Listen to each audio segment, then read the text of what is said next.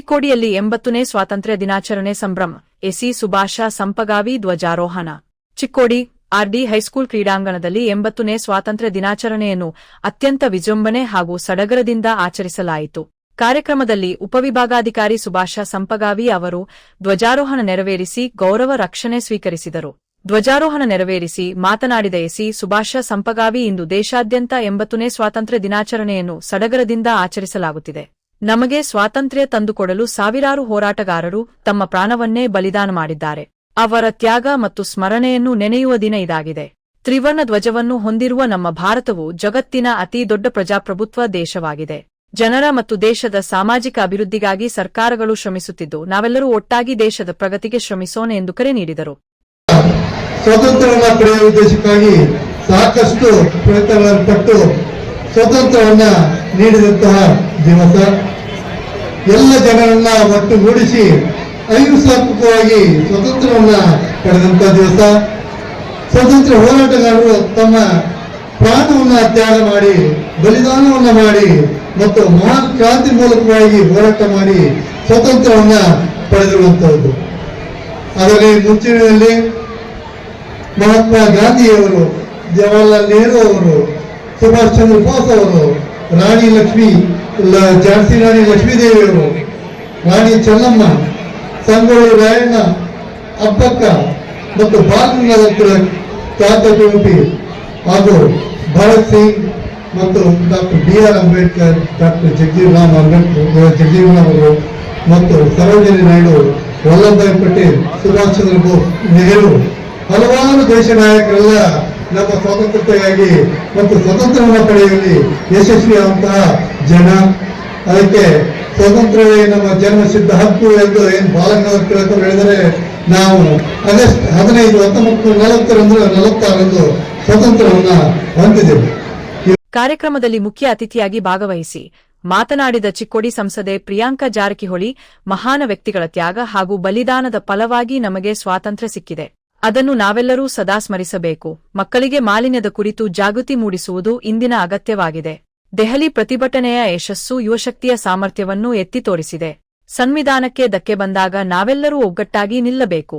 ಯುವಕರು ತಾಳ್ಮೆಯಿಂದ ಕಷ್ಟಗಳನ್ನು ಎದುರಿಸಿ ದೇಶದ ಹಿತಾಸಕ್ತಿ ಬಂದಾಗ ಒಂದಾಗಬೇಕು ಎಂದು ಬಂದಂತ ಎಲ್ಲ ವಿದ್ಯಾರ್ಥಿನಿಯರಿಗೆ ಹಾಗೂ ಎಲ್ಲ ಯುವಕ ಮಿತ್ರರಿಗೆ ಹಾಗೂ ಎಲ್ಲ ನನ್ನ ಸಹೋದರಿಗೆ 80ನೇ ವರ್ಷದ ಸ್ವಾತಂತ್ರ್ಯ ದಿನಾಚರಣೆ ಹಾರ್ದಿಕ ಶುಭಾಶಯ ತಿಳಿಸಿ ಬಯಸ್ತೇನೆ.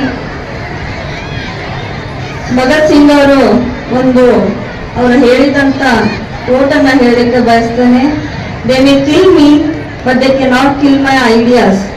They can crush my body but they will not be able to crush my spirit. ಇವತ್ತು ಸ್ವಾತಂತ್ರ್ಯ ಹೋರಾಟಗಾರರ ಅವರ ತ್ಯಾಗದಿಂದ ನಮಗೆ ಸಿಕ್ಕಂತ ಸ್ವಾತಂತ್ರ್ಯ ಇವತ್ತು ಅವ್ರನ್ನೆಲ್ಲರೂ ಸ್ಮರಿಸಬೇಕು. ಮಹಾತ್ಮ ಗಾಂಧಿಯವರಾಗಿರ್ಲಿ, ಭಗತ್ ಸಿಂಗ್ ಅವರಾಗಿರ್ಲಿ, ರಾಜ್ಗುರು ಆಗಿರ್ಲಿ, ಸುಖದೇವರಾಗಿರ್ಲಿ, ರಾಣಿ ಕಿತ್ತೂರು ಚೆನ್ನಮ್ಮ ಅವರಾಗಿರ್ಲಿ, ಝಾನ್ಸಿ ಲಕ್ಷ್ಮೀಬಾಯಿ, ಸಂಗೊಳ್ಳಿ ರಾಯಣ್ಣ ಅವರು, ಹಲವಾರು ಇವತ್ತು ನಮ್ಮ ಕ್ಷೇತ್ರದಲ್ಲಿ, ಚಿಕ್ಕೋಡಿ ಮತಕ್ಷೇತ್ರದಲ್ಲಿ ಕೂಡ ಹಲವಾರು ಸ್ವಾತಂತ್ರ್ಯ ಹೋರಾಟಗಾರರು ಕೂಡ ಇದ್ದಾರೆ. ಅವರೆಲ್ಲರ ತಮ್ಮ ದೇಶ ಸೇವೆ, ಅವರ ಸಂವಿಧಾನ, ಡಾಕ್ಟರ್ ಬಾಬಾ ಸಾಹೇಬ್ ಅಂಬೇಡ್ಕರ್ ಅವರು ಅದಕ್ಕೆ ಧಕ್ಕೆ ಆಗ್ಯವಂತೆ ನಾವೆಲ್ಲರೂ ನೋಡ್ಕೋಬೇಕು. ನಿಜ, ಆದ್ರೆ ಇವತ್ತು ಕೂಡ ಮಹಿಳೆಯರಿಗೆ ಸುರಕ್ಷತೆ ಇಲ್ಲ, ಯುವಕರಿಗೆ ಉದ್ಯೋಗ ಇಲ್ಲ. ಹಾಗೇನೆ ನಮ್ಮ ರಿಯಾಲಿಟಿಗಳನ್ನ ನಾವು ಎದುರಿಸಲೇಬೇಕು.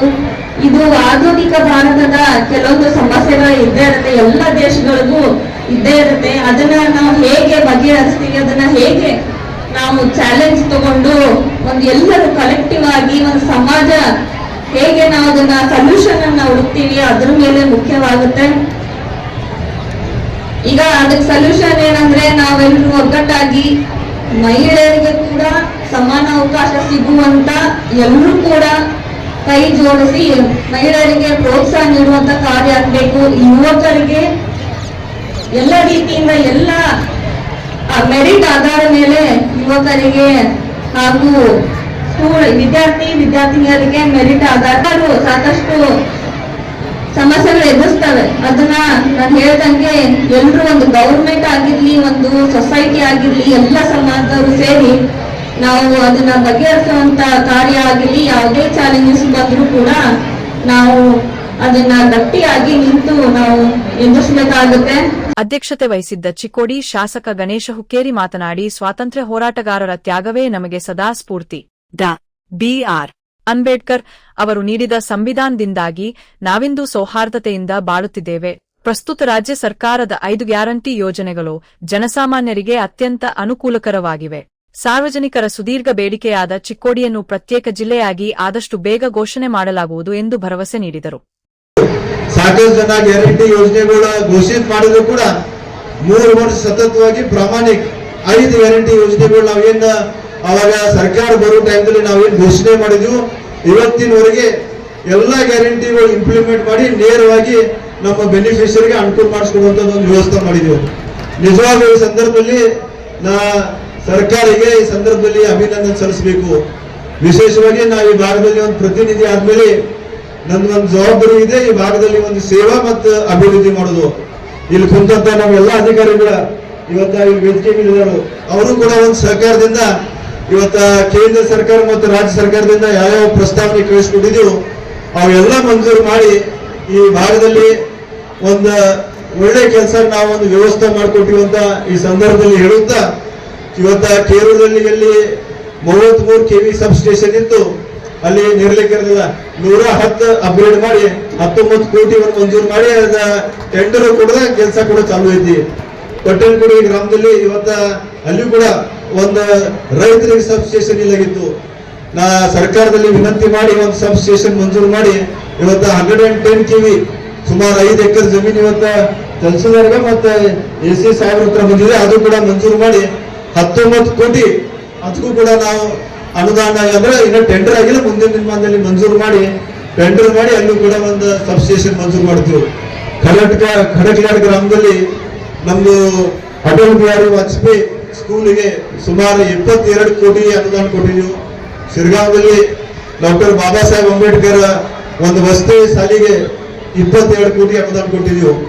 ರಾಯಬಾಗ್ ಮತ್ತು ಚಿಕ್ಕೋಡಿ ಇವತ್ತ ರೈತರಿಗೆ ಏನು ಒಂದು ಆ ಭಾಗದಲ್ಲಿ ಏನು ಒಂದು ಕೆನಾಲ್ ಐತಿ, ಆ ಕೆನಾಲ್ ಮುಖಾಂತರ ಎಲ್ಲಿ ನೇರವಾಗಿ ಅವರು ಚಿಕ್ಕೋಡಿ ಕೊಡುವಂತ ಒಂದು ಪ್ರಾಮಾಣಿಕ ವ್ಯವಸ್ಥೆಯನ್ನು ಮಾಡಿ ಸತತವಾಗಿ ಸುಂದರ್ ಕಂದ್ರೆ ಒಳ್ಳೆ ಕಾರ್ಯಕ್ರಮದಲ್ಲಿ ಯಾವ ರೀತಿ ಬೆಂಗಳೂರು ಬೆಳಗಾಂದಲ್ಲಿ ಆಗ್ತಿದೆ ನಿಮ್ಮೊಂದ ಇಲ್ಲಿ ಕುಂಡ್ರಾಗ ಅವಕಾಶ ವಿದ್ಯಾರ್ಥಿಗಳು ಕೂಡ ಯಾರ್ಯಾರು ಪಾರ್ಟಿಸಿಪೇಟ್ ಮಾಡ್ತಾರೋ.